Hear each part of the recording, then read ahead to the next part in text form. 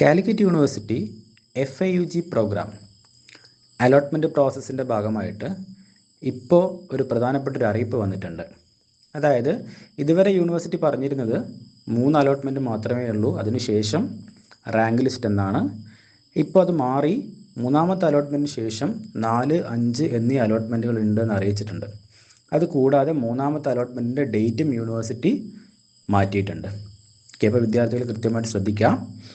3rd allotment July 13-നാണ് university publish ചെയ്യുമെന്ന് പറയുന്നത്. ജൂലൈ 13-ന് 5 മണിക്കാണ് 3rd അലോട്ട്മെൻറ്റ് പബ്ലിഷ് ചെയ്യുക.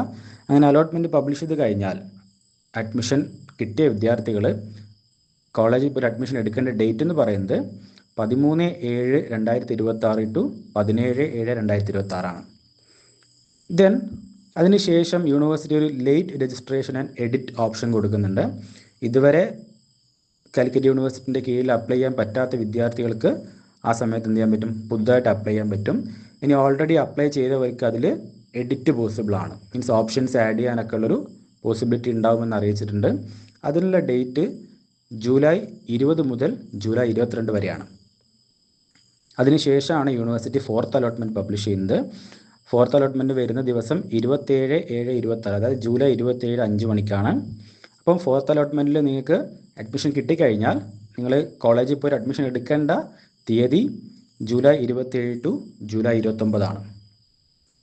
അതിനുശേഷം യൂണിവേഴ്സിറ്റി 5th അലോട്ട്മെൻറ്റ് പബ്ലിഷ് ചെയ്യും.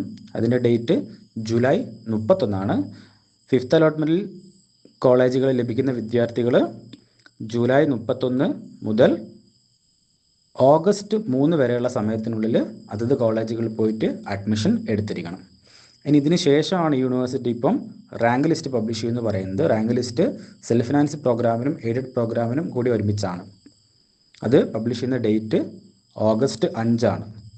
2026 ഓഗസ്റ്റ് 5-ാം തീയതി റാങ്ക് ലിസ്റ്റ് പബ്ലിഷ് ചെയ്യുമെന്നാണ് അറിയിച്ചിരിക്കുന്നത്.